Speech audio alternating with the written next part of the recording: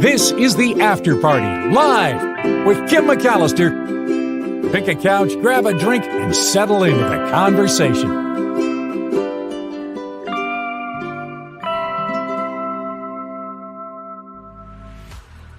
Hey everybody, it is the After Party Live.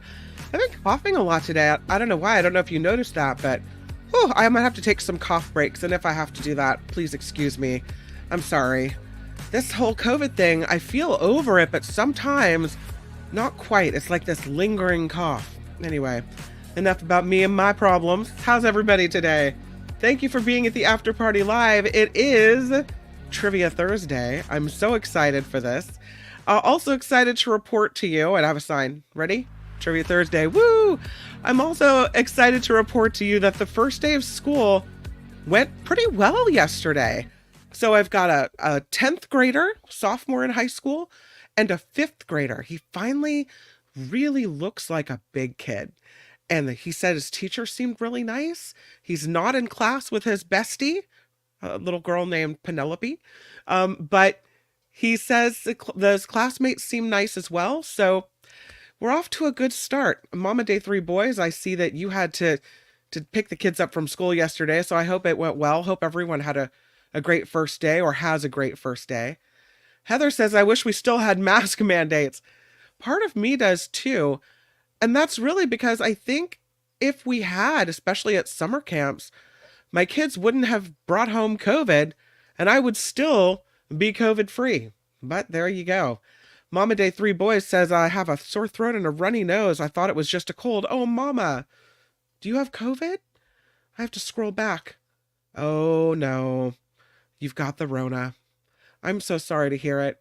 Man, it hits people differently. My kids had it. Totally fine.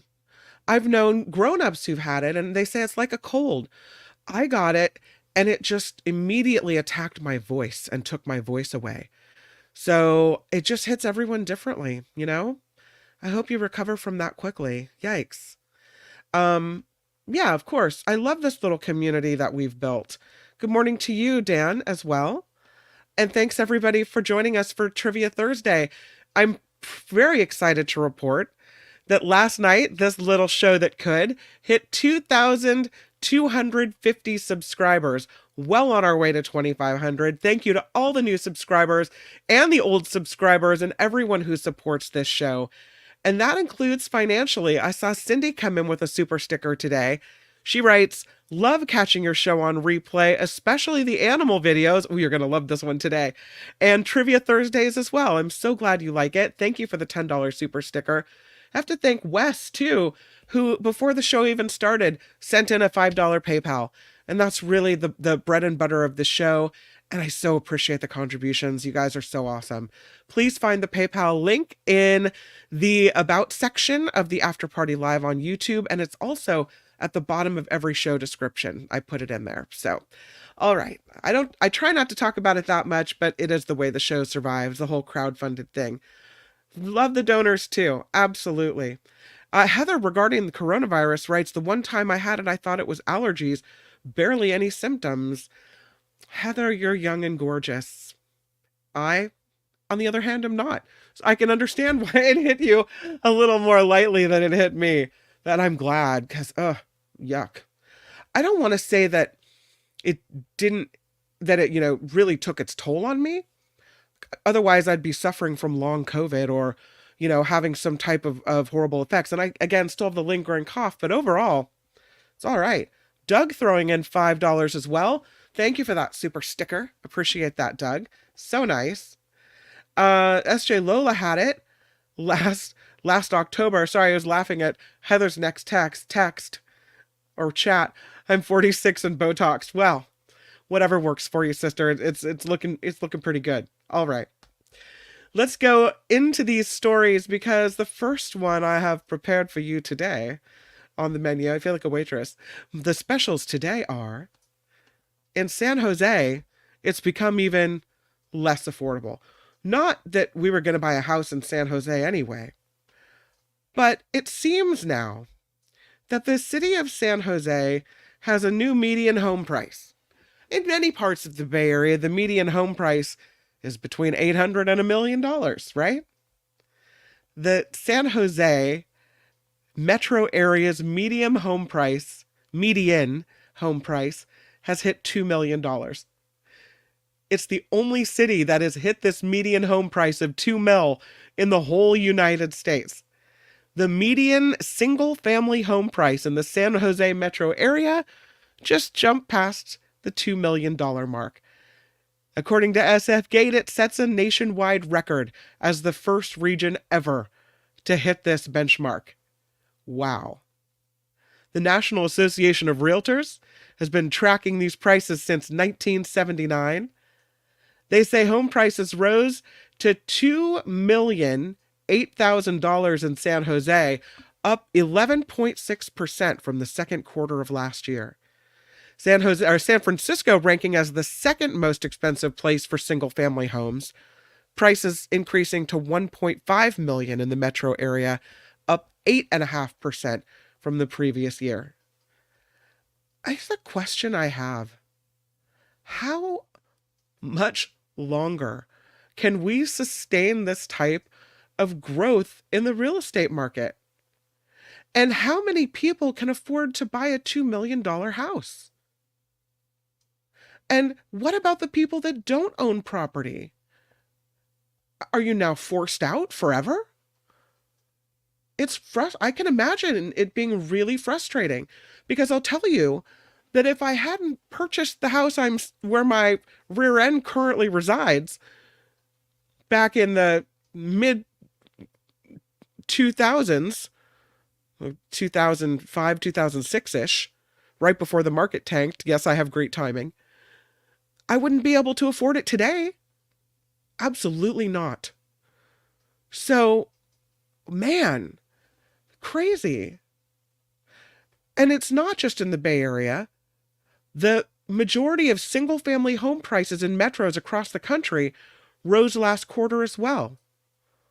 The National Association of Realtors has been tracking these prices since 1979. They say that the California Association of Realtors says San Mateo County and Santa Clara County both leapt over the 2 million mark in April. So they have the most expensive zip codes in the country for the 7th year in a row. And a lot of people saying not enough housing is being built in the Bay Area. So it's really become a playground for the rich. The middle-income households being forced to live further out, places like Modesto, Sacramento. I'll add Mountain House, Manteca. These are places where people I worked with at KGO commuted via the ACE train into the Bay Area every day. Imagine how long that takes. Come on. What kind of a lifestyle is that? It really makes the case for remote work. But then you think, okay, what about all the people that work in these service industries where they can't work remotely? They have to be at Starbucks, at whatever restaurant, at whatever doctor's office that they work in every day in a face-to-face role.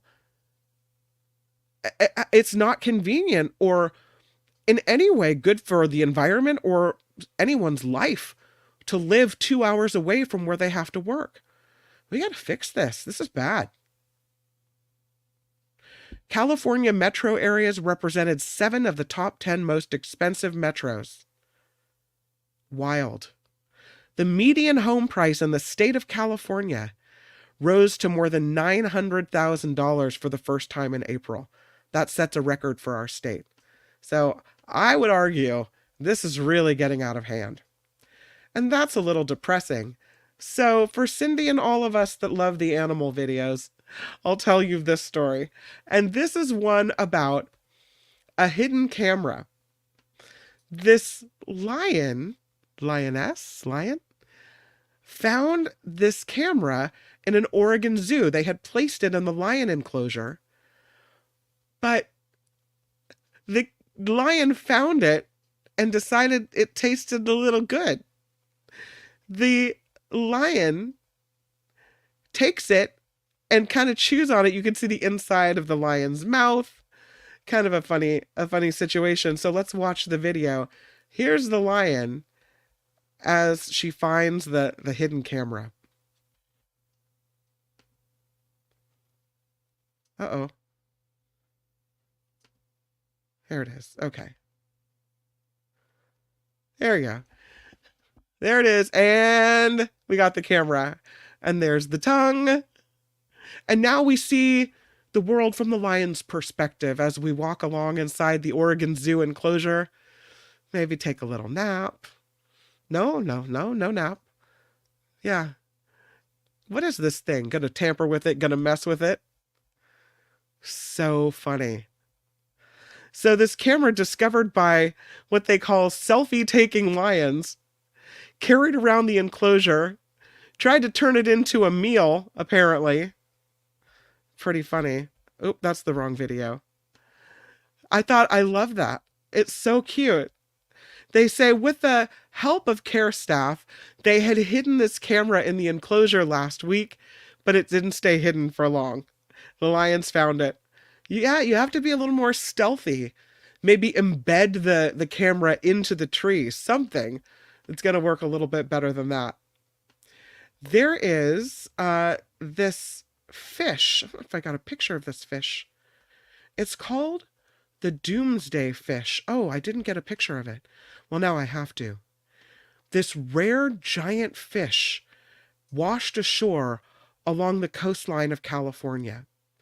And what's interesting about this giant Doomsday fish, a full 12 feet long, by the way, so it's a biggin, is that it's usually only a swimmer very deep down in the bottom of the ocean. This fish comes with all kinds of legends, legacies, that when you see it, it's kind of like a harbinger of doom, an omen of bad things to come. Well, when it rose to the surface, dead, floating, there happened to be some scuba divers or snorkelers nearby. And the snorkelers happened to be research scientists in the area of San Jose. Check that thing out. Yeah. So it usually swims about 3,000 feet down. We rarely see them. They hardly ever come to the surface. It's called an oarfish. And because we never see them, they really haven't been studied all that often. Now, we have known about them. There have been sightings of them as far back as the 1700s. This one's a 12-footer. They can grow up to 30 feet long. So when you see them on the surface, it can be a little, whoo, what's that? They have this negative reputation as the harbingers of bad fortune or natural disasters. They're called sometimes the Doomsday fish. And they've been known in Japanese culture as a messenger from the sea god's palace. That's an interesting looking Doomsday fish right there. So there were kayakers. This thing bobs to the surface, and there were also snorkelers. They're scientists from the Scripps Institution of Oceanography at UC San Diego. And they immediately look at it and go, whoa, what do we have here? They took it back. They had to get a team of people to drag it in and transfer it to a truck so that they can further study it. And again, we rarely see these things. So that means we don't know a lot about them. And the opportunity to study one is incredibly welcome. This silver oarfish was spotted right off the coast of San Diego, La Jolla Shores, south of Torrey Pines over the weekend. And again, it was already dead by the time that the group spotted it and then pulled it to shore and then hauled it up to the truck. So maybe we'll get some more information about the oarfish. It sure is cool looking. Yeah, so interesting. Love that.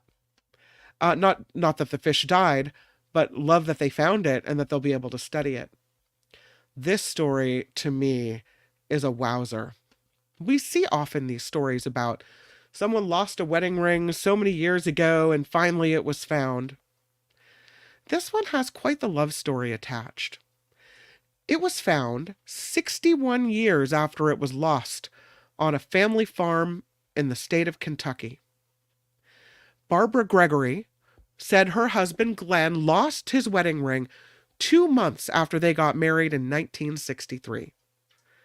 She said that they lost it, or he lost it, while they were planting this tree right after they returned from their honeymoon.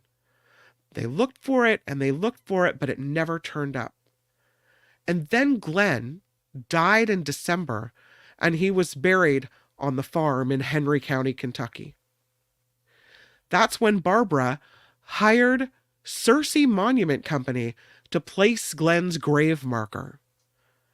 And while he was working near that tree to put up the grave marker, he saw something glistening in the sun.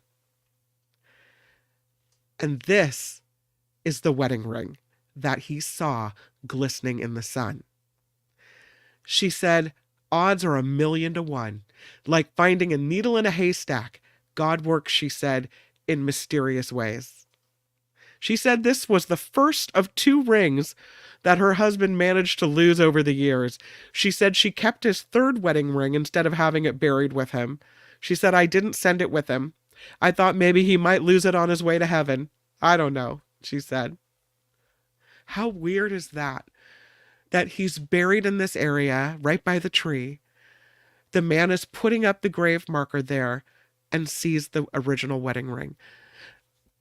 I'm not a believer in, a lot of religion or, signs like that. But that one kind of gave me the tingles, like he was somehow there sending a message. And while I realize that's likely not the case, it sure kind of feels that way. Here's another love story for the ages. Or not. Mark Zuckerberg, featured here on the left, has had his wife, or the likeness of his wife, made into a statue. Yes, he commissioned this kind of turquoisey green statue of Priscilla Chan. I mean, if you have this much money, you're going to spend it on things that are woo-woo, but there you go. She said she likes it. She said, the more of me, the better, she posted. This artwork was posted on Instagram. He said, bringing back the Roman tradition of making sculptures of your wife. So it shows her, that's the top of it. Here's the way the rest of it looks. And here she's in her robe, drinking coffee in front of the statue. I guess that's their backyard. I don't know what the silver stuff is. Like maybe she's covered in a blanket, or maybe silver wings. I don't know. It's big. It's very big. Yeah. It's the silver material flowing behind the rendering of Priscilla Chan out in their garden. She is a philanthropist. She's also a medical doctor. Done a lot for people. There she is, sipping coffee in the morning out of her mug, standing right by her giant sculpture. She says, the more of me, the better. The statue created by Daniel Arsham, who's an artist from New York. He's got art pieces all over the world. And people were replying to Mark Zuckerberg's post on Instagram, mostly positive, saying, wife guy level advanced. I don't know if I'd want a statue of myself in the backyard. First of all, it's a little ostentatious. Second of all, it would feel weird, like in a vain way, like those people that have giant portraits of themselves. I'm not talking about family portraits. Like you'll see it often in celebrity homes where they'll have a giant portrait commissioned, and it's the size of the entire wall. Like, do you really need to see yourself like that and that often? We saw it the other day in the Trump video from, I know we don't talk politics on this show, but during the X conversation with Musk, Trump was in this office and he had this massive portrait of himself in a golf sweater. And it's just so, I don't know, so vain and weird to me. That's kind of what this smacks of. Do you really need a giant portrait or a giant sculpture of yourself at your house? Ever tried a mirror? Because you know what you look like. I mean, I'm all for art, but girl, I don't know. Going to the chat. Yes, like Trump. Yes, indeed. John says, or when the aliens encase their victims in mucus of some kind. They won't have to do her. They'll think she's already encased. Dieter says a friend of mine made an exhibit for Zuckerberg's birthday a few months ago. He had to sign an NDA, but he said there were all sorts of exhibits everywhere by different designers. Oh, that's interesting. Looks like she's encased in carbonite, doesn't it? Maybe it was pulled from a Star Wars movie. I don't know. Rev says, okay, now we're back to Roman times. Statues of the great ones. Just what we need, says Walter. Another statue that we don't care about. Yeah. And that it's a terrible likeness of her. I don't know. I mean, I thought, we'll go back to the close-up of the face. I mean, the face looks like her. It's so funny because we have this old swimming pool in the backyard built in the 80s. It needs all kinds of work that we can't afford to do to it. But it's fun in the summer. The kids splash around in there. So it needs a whole new bottom. The sprayed on concrete on the bottom is getting so rough after so many years that if you stay in there for any length of time, especially if you're a child with, the house haven't built up the rough bottoms of your feet yet, it'll rip apart your skin. So you've got to wear flip-flops or water shoes in the pool if you plan to stay in there for a while. I know we need work on the pool, but that's like the Z priority. Anyway, my husband has joked that he wants to put, instead of, spraying more gunite on the bottom of the pool, he'd like to tile it in a mermaid and put a mermaid mosaic with my likeness. And I'm thinking to myself, you will absolutely not do that. Can you imagine anyone that came over to my house and went for a swim in my pool, they've got to see my mug down at the bottom of the pool? Absolutely not. No, thank you. Not doing it. So I just think that's weird. But hey, again, you have so much money, got to spend it on something, might as well be that, right? Well, from that to this. This guy is a teacher at a high school. You would think when I tell you about a basketball player or someone who set a record for three-pointers, that it would be Steph Curry. But instead, it's this basketball coach. He sank 1,134 three-pointers in an hour to break the world record. While you mull on that, I'll take a cough break.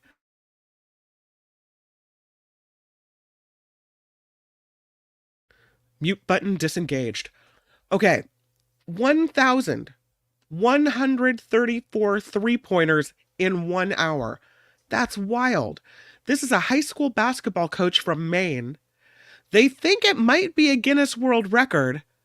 Still trying to figure that out. His name is Ryan Martin. He's a coach at Lake Region High School in Naples. He's the former Mr. Maine basketball. And he was at the three-point line during the 1 hour time limit when he dropped these in. The other record, the last record, was 1,077, which was set by Daniel Lorio in Oregon in 2012. So now we have 1,134 by Ryan Martin.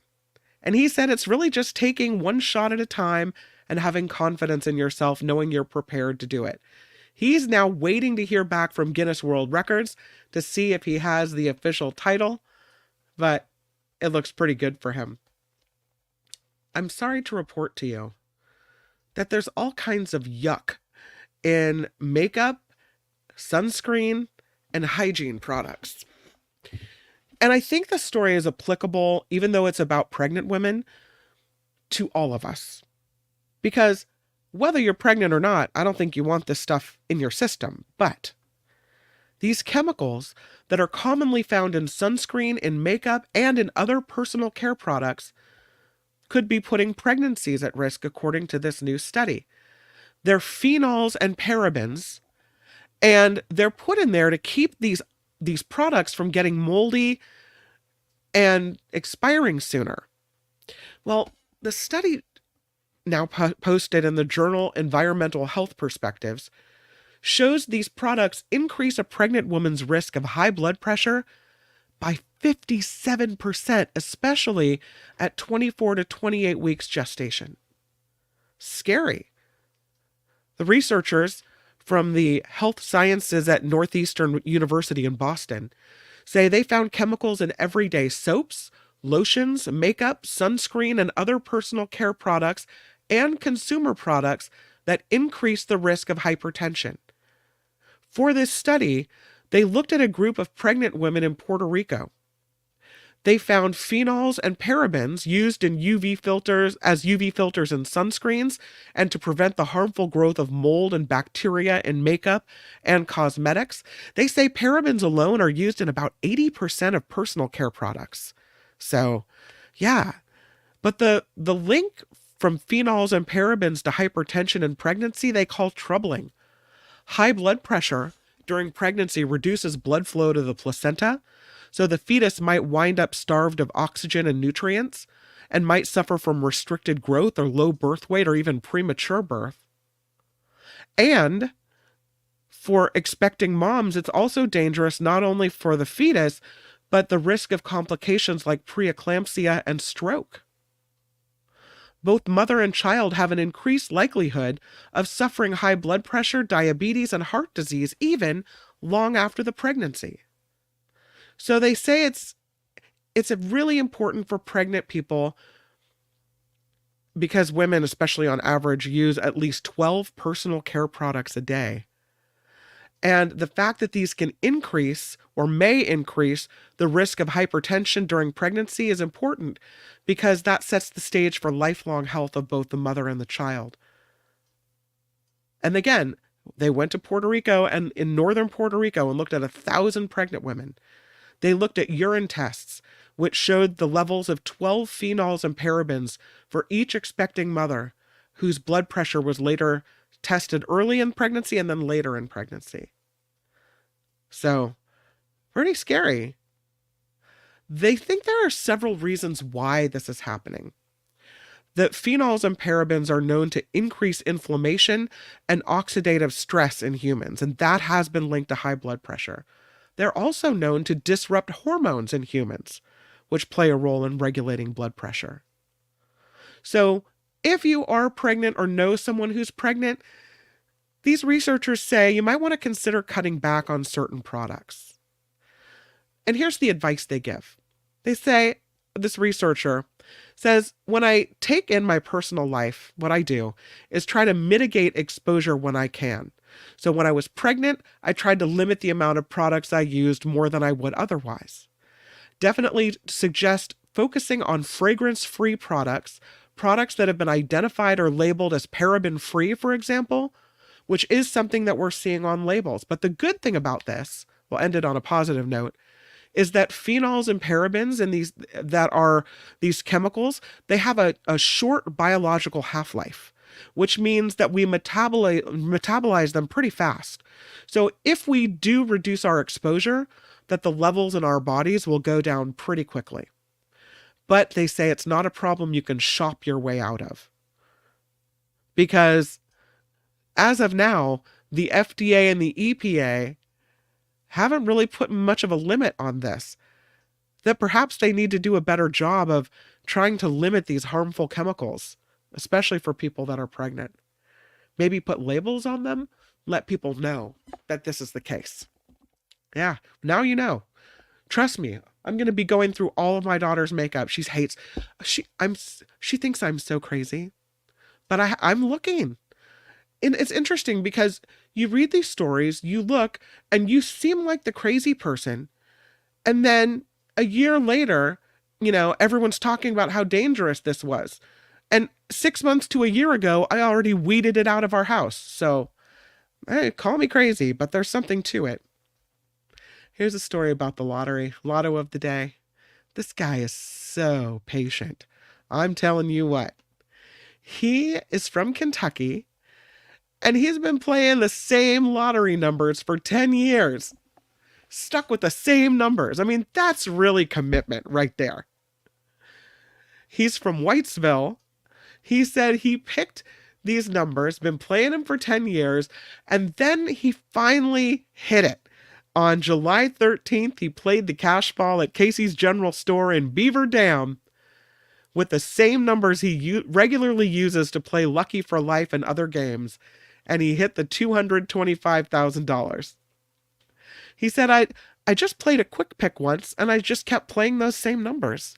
He said he was in his garden when he checked the results of the drawing and saw those familiar digits, knew them exactly. Hey, he said, I played 16.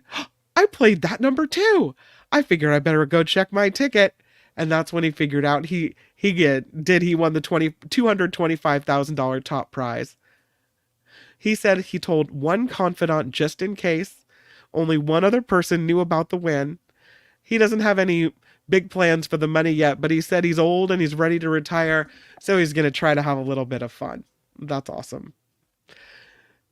It seems sometimes to me like I wake up and I look in the mirror and all of a sudden a new wrinkle has sprouted up, or somehow my body has shifted in a way that it didn't seem like it was that way yesterday. I think a lot of times we just don't see these small, slow changes happening to us as we age. It turns out I might be wrong about that, because researchers say your body experiences massive biomolecular changes in your 40s and then again in your 60s. Big shifts in physical well-being do happen at certain points in the lifespan. This research is out of Stanford. They say they found massive changes during a person's mid-40s and then again in their early 60s. See what we all have to look forward to? If you've already gone through it, then good job. It's all in regard to molecules and microorganisms that help maintain our body. So they say, as I had surmised, that we're not just changing gradually over time, that there really are some dramatic changes. Chair of genetics at Stanford, his name is Michael Snyder. He's the senior author of this study. He says it turns out that our mid-40s is a time of dramatic change, the early 60s as well. And it's true no matter what class of molecules you look at. So here's how he explains it. The human body requires many thousands of different types of molecules to function and thrive. It also needs the symbiotic help of a teeming number of microorganisms, bacteria, fungi, viruses that live inside of us and on our skin. But these molecules and germs are not static, and their composition changes as we age. By the way, this study is published Wednesday in the journal Nature Aging. So they say they were prompted to conduct this analysis when they noticed that the risk for many illnesses didn't rise in a steady, linear fashion over time. Sorry, cough break. They said the risk jumped sharply at certain time periods. So big jump for risk in Alzheimer's disease that occurs after 60, this type of thing. They had already studied the aging of organs, the immune system, and metabolism in a group of more than 100 people. In this new study, they analyzed blood and other biological samples provided by the same group every month over the span of several years. This time, this team from Stanford focused on changes in crucial molecules, genetic material called RNA, certain proteins, metabolites, and the participants' microbiome, which is the assorted kind of germ family that lives in and on a person.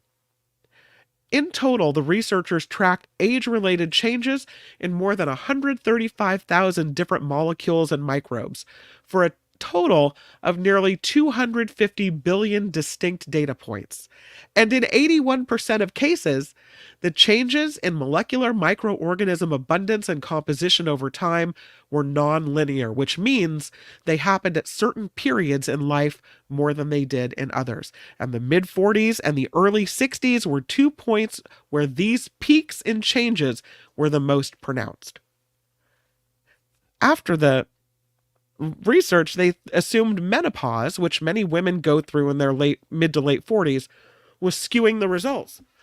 But it turned out the same changes were happening for men during that same time frame. So it suggests that while menopause or perimenopause might contribute to some of the changes observed in women, there are likely other more significant factors in influencing these changes in both men and women. And they say that identifying and studying these factors should be a priority for future research. So interesting. Unfortunately, many of the big changes that happen in these time frames could raise our odds for heart trouble in the 40s and the 60s. Other changes could dampen the power of our immune system as we enter our 60s. In a person's 40s, the changes occurred among molecules that could influence the health of skin and muscle, and the metabolism of substances like alcohol, caffeine, and fat. Maybe this is why we start not being able to eat certain things, or things change for us. So yeah.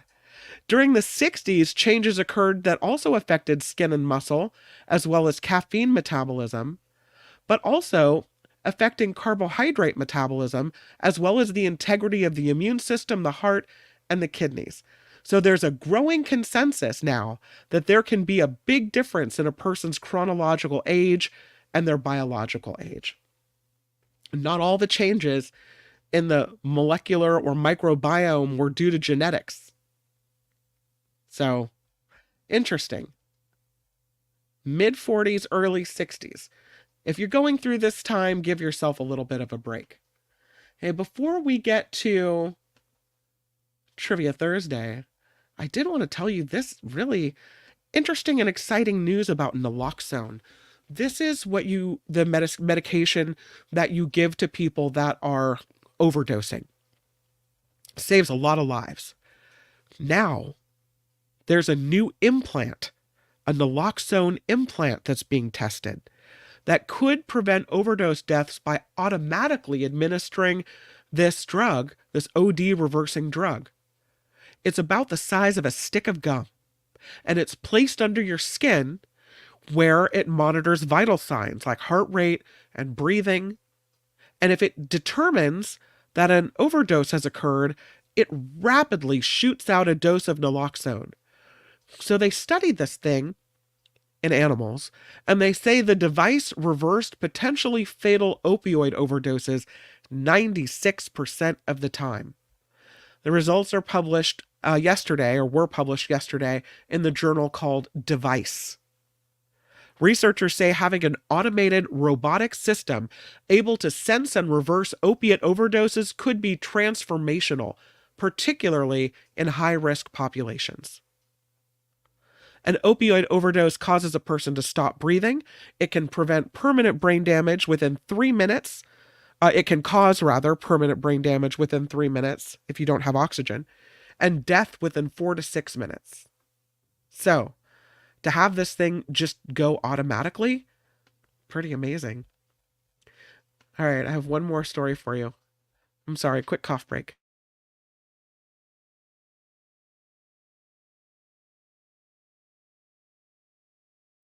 I don't know why it's hitting me today more than it has in the past. And maybe you wanted me not to get to this story. I don't know. This woman from Texas now has the record for the world's widest tongue. Her tongue is 3.11 inches wide. And she now has the Guinness World Records title for the contents of her mouth. Her name is Brittany Lacayo. She said she decided to apply for the title after learning that the former record holder had a tongue that measured 2.89 inches wide. And she's like, I can beat that. Her tongue is exactly as wide, as the average length of an adult woman's tongue. So hers is as wide, likely, as mine is long. Her tongue is actually 1 inch wider than it is long when measured from the epiglottis at the back of the throat. She said it's neat, it's kind of funny. The male version of the widest tongue, I'd call it the fattest tongue, but they say the widest tongue, is an American, Brian Thompson. His tongue measures 3.49 inches wide.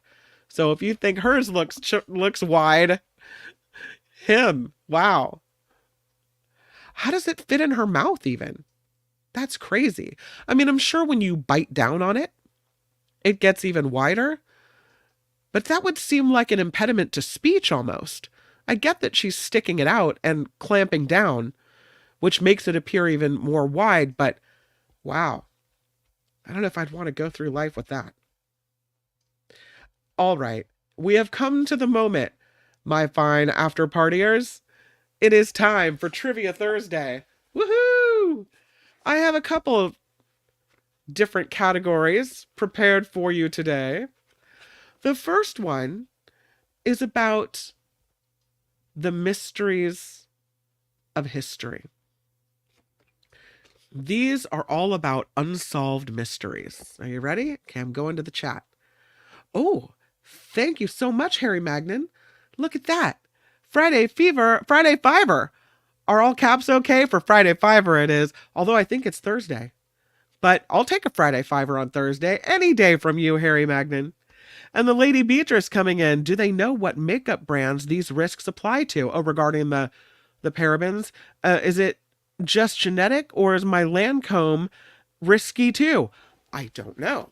But I would, if you can't read, because sometimes it's really small on the makeup, see if it has and if you want to email me, kim@theafterparty.live, I can provide you with the study, and also send me the name of your thing that you're looking in, and I'll try to do a little research into it for you and see what's in it if you're concerned about that. Okay, and thank you for the $5 super sticker. All right, here we go. History's mysteries. Number 1. What legendary island civilization, first mentioned by Plato, supposedly sank into the ocean and has never been found again?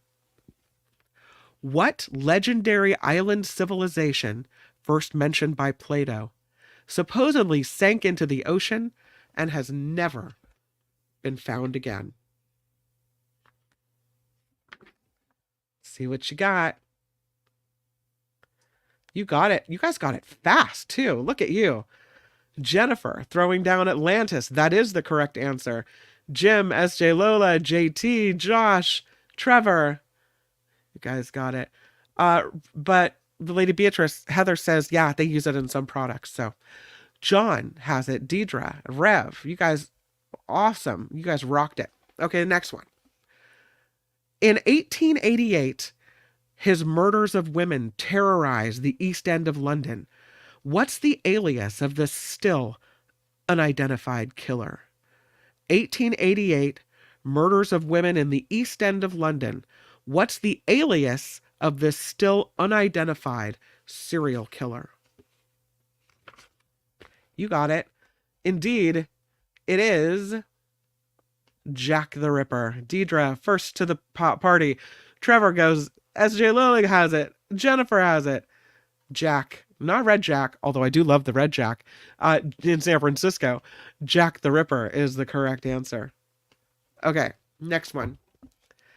Ingrid Bergman won an Oscar in the film about which daughter of Tsar Nicholas II, the lost Grand Duchess of Russia?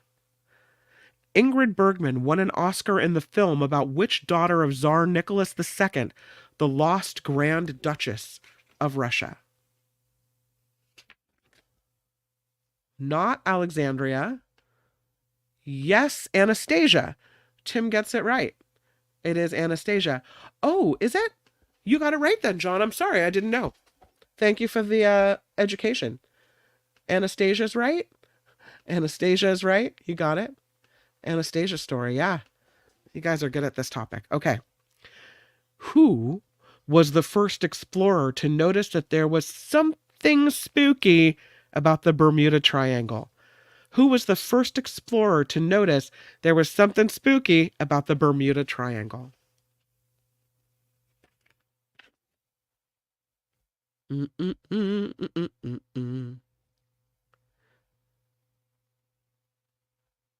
Not Magellan. It was indeed Columbus. Who had Columbus? S.J. Lola? Trying to look back. S.J. Lola had it. Not Vasco. It was Columbus. Sandy has it. Gordon. Nice. Okay. Next one. Inspired by the mystery of a Bastille prisoner whose identity was kept secret by King Louis the XIV, Alexandre Dumas wrote a novel entitled what? Inspired by the mystery of a Bastille prisoner whose identity was kept secret, Alexander Dumas wrote a novel entitled what? Made into a movie as well. Trevor says, Man in the Iron Mask. Trevor is right. Chris from Menlo Park is right. Josh is right as well. Mo is also correct. Well done. Man in the Iron Mask it is. What Canadian brigantine became the ghost ship after it was found in Spanish waters in pristine shape, but whose captain and crew had vanished? What Canadian brigantine became the ghost ship after it was found in Spanish waters in pristine shape, but the captain and the crew had vanished? Not the Edmund Fitzgerald. It was the Mary Celeste. Don't know how you know these things. The Mary Celeste. There it was, the ship found. No one aboard. It's okay if it's not your cup of tea, because we have a whole nother category coming up in just a moment. Here we have it. The next one.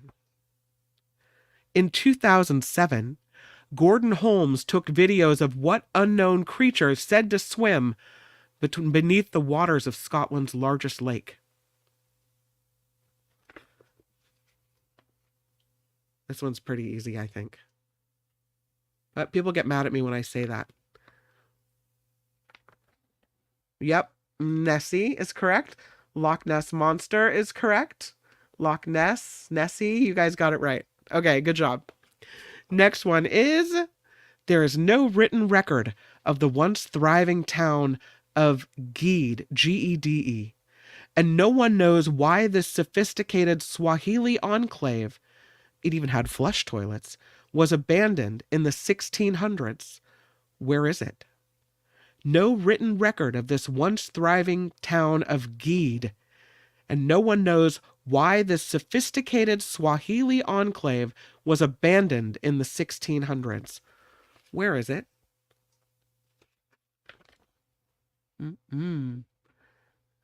Not Atlantis. We already had that one. Africa, South Africa. They're looking for a more specific answer, which I will give to you. Oh, no, Chris has given it to us. It's Kenya. That is correct. It is Kenya. Whole place abandoned.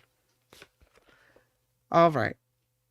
What former convict and leader of the Teamsters Union disappeared in 1975 from a Detroit parking lot and hasn't been seen since? See how fast you get this one. Over applauding. This is good. He did. I should have applause, shouldn't I? Yes, indeed. It's going to be Jimmy Hoffa. Trevor first in. Nice. Deidre with the fast fingers. SJ Lola. Maud comes in with it. Josh, Chris, William, Jimmy. You guys got it. Yeah, it's Hoffa. All right, next one. Although they agree that it's somewhere along North America's Pacific coast, historians still squabble about the exact location of New Albion. Who claimed it for England in 1579? Question again. Although they agree it's somewhere along North America's Pacific coast, historians still squabble about the exact location of New Albion. Who claimed it for England in 1579? Yeah, you got it. It was indeed Sir Francis Drake. Drake, they say. Yes. It was Drake. Kay in Santa Rosa has it. Drake. And Jennifer has it as well. Nice. Okay, we're switching topics from history's mysteries to... This one has to do with writing. All right? All about writing. In 1876... this system of book classification used by libraries attempts to divide knowledge into 10 major categories, which are then further subdivided. What is this system called?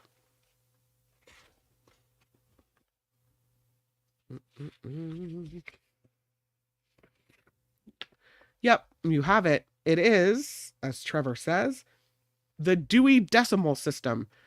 Deidre, Maud, Chris, Jim, Uncle Jim, Linda, Jim, Harry, Teacher Lori, you guys all got it.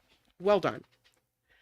After he invented movable type in 1445, what was the first book that German goldsmith and printer Johannes Gutenberg published? What was the first book that he published? Yes, that's correct. Teacher Lori coming in with the knowledge. It was the Bible, also called, as Jim says, the Gutenberg Bible. That's correct. It was a Bible.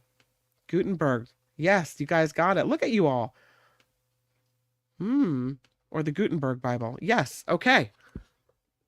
This epic poem from Babylon, written in cuneiform, did I say it right, Lori? In about 2500 BC, is considered one of the earliest books written. What is the title? This epic poem from Babylon, written in cuneiform, in about 2500 BC, is considered one of the earliest books written. What is the title? Sorry if I said that word wrong. I had to read this in high school. It was, you guys got it. It was, as Deidre says, Gilgamesh, or the Epic of Gilgamesh, but I'll take Gilgamesh. Gilgamesh is absolutely correct. Gilgamesh. Dan's still on Atlantis. Gilgamesh. Epic of Gilgamesh. Nice. You guys and your knowledge. Japanese noblewoman Murasaki Shikibu wrote the first novel in the year 1007. Can you name the title? Japanese noblewoman Murasaki Shikibu wrote the first novel in 1007. Can you name the title?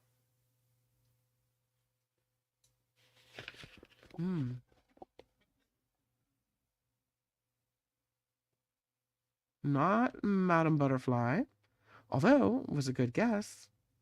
Not The First Samurai. Japanese for Dummies. That's pretty good, Chris. Godzilla. No. All right, I'll tell you the answer. I've stumped you. Finally. The answer is The Tale of Genji, Genji. That was the first book written, The Tale of Genji. I mean, aside from the Bible, right? There you go. Here we go. What is the best-selling book in the world? What is the best-selling book in the whole wide world? And again, this trivia was written in 2007. In 2007, what was the best-selling book in the whole wide world? I would think it's probably still the same. And the answer, as Sandy gets correct, it is the Bible. Let me scroll back and see who. Gordon said Genji. Good job on that one. Deidre with the Bible. Chris with the Bible. SJ Lola with the Bible. Jennifer. Potter probably was pretty strong in there as well. Sandy with the Bible. Lori and Harry and Jim. Good job, everybody. There's the Bible. Ian Fleming's dashing James Bond character made his debut in what 1952 novel? Ian Fleming's dashing James Bond character made his debut in what 1952 novel? Bonus if you tell me, when I say this, which actor pops into your brain first as you see the character?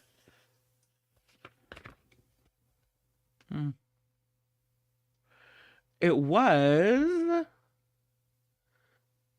Casino Royale. Trevor has it. Jim has it.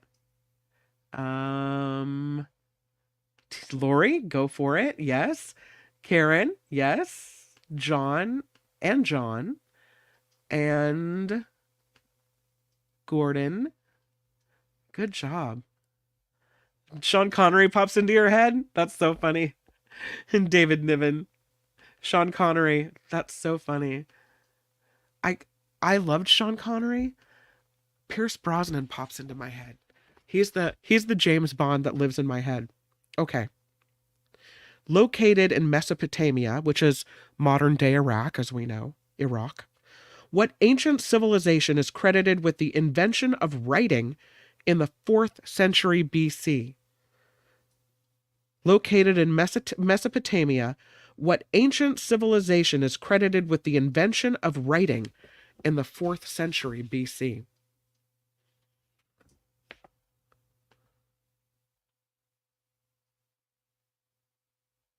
The Phoenicians?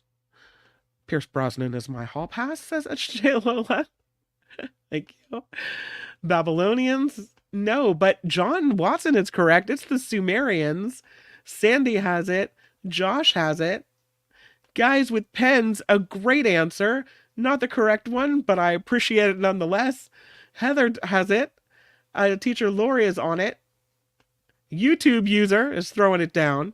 Well done. In 1755, Samuel Johnson, a poet, an essayist, and a literary critic and lexicographer, there's no N in that, accomplished what unique literary feat? 1775, Samuel Johnson, who was a poet, an essayist, a literary critic, and a lexicographer, accomplished what unique literary feat?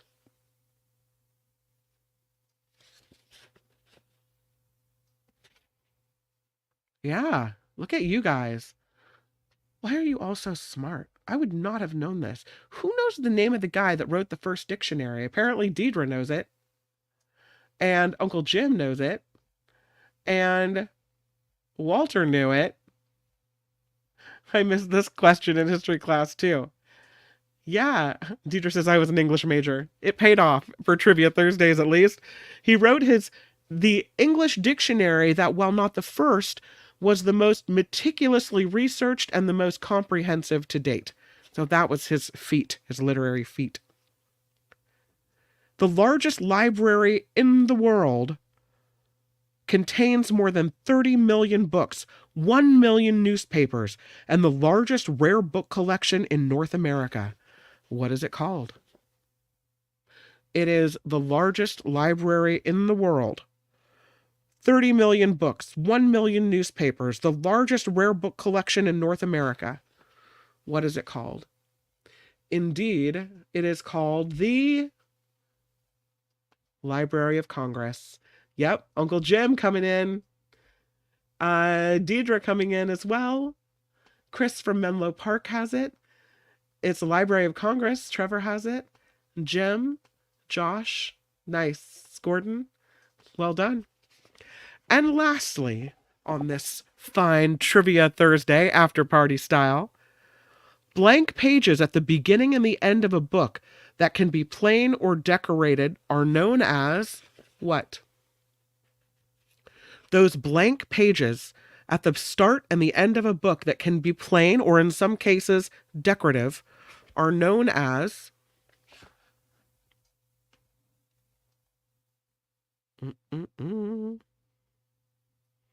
annoying. Perhaps. The answer isn't wrong. Note pages? Nope. Doodle spots? Truth. Cover piece? No. Prison rolling papers? Filler? Ah, I've stumped you once again. Cannot pull this one out. The answer is, and we'll remember it forever now, right? Extra flappies. The answer is they are known as end papers or end sheets is what they call those. Even if they're at the beginning, they're end papers or end sheets. That's what the blank papers and books are called. I think, my friends, that we have done quite well. It is my one wish that I could... Oh, did you get it? Deidre got it? I didn't see. I have to go back. She said, I know this. I don't see it. Why do I not see where you wrote it? I believe you. Well done if you got it. Nice. I don't know why I don't see it, but okay. She says she got it. Good job. Well done. And it doesn't matter because there is no prize, but I sure wish I could give out prizes. Wouldn't that be fun? Someday, if we grow the show, we'll have Trivia Thursday prizes, and I will enjoy giving you guys fun stuff. But thank you for playing along. Always fun to have Trivia Thursday with you guys. You constantly amaze me with how quick you are on the uptake with these answers. But even if you don't know the answers, like I probably would be sitting there going, I have no idea, it's still fun to learn on Trivia Thursday. So I have a good time. Tally them up. Tally up the right answers? I would need help for that. I don't know if I can read the question, manage to get the right answer, and then do the tally as well. I have to do it after the fact, but yeah. Okay. I need an after-party rod of equity and animal stories. Maybe you're onto something there. Maybe if I tally up your wins and you win trivia, then I'll give you the sponsorship for a segment or something. I don't know. We'll consider it. I'll roll it around in the old noggin. Thank you for being here on the After Party Live. Thank you for sharing the show. Thank you for contributing to the show. You guys are awesome. Cindy throwing down 10, Doug with 5, Harry coming in with 5, the lady Beatrice with 5 as well. Again, if you ever need to contact me, kim@theafterparty.live or kimmcallister@gmail.com, 2 M's, 2 C's, 2 L's. Tomorrow on the Mark Thompson Show, Brian Tyler Cohen, Mark recording an interview. Hopefully all goes well, and we'll have that for you tomorrow. And of course, Friday Fabulous Florida. We'll talk to Michael Schur. We'll talk to Michael Snyder. And right here on this show, the After Party Live, movie reviewer and friend Tim Sika comes in and talks to us about movies on Friday. I hope you have a really, really good day. Make it a good one, and I'll see you right back here on the YouTube tomorrow. Bye. The After Party Live would like to thank the following contributors and viewers like you.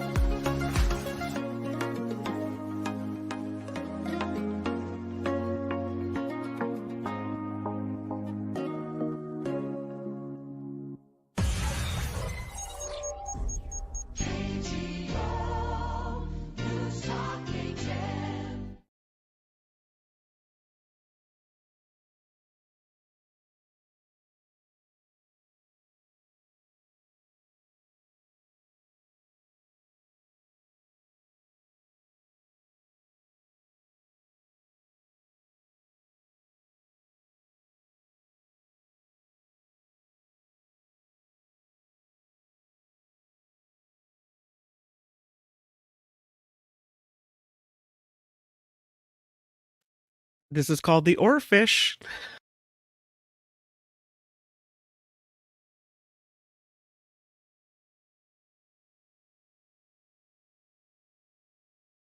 Oh, thank you for the reminder. I forgot to remind everybody and tell everyone 5 p.m. this evening, 5 p.m. this evening here on YouTube, The Nikki Maduro Show. Thank you, Liz, for the reminder. Going to be a lot of fun. Again, 5 o'clock this evening, cocktail hour, The Nikki Maduro Show right here on YouTube. Thanks, Liz.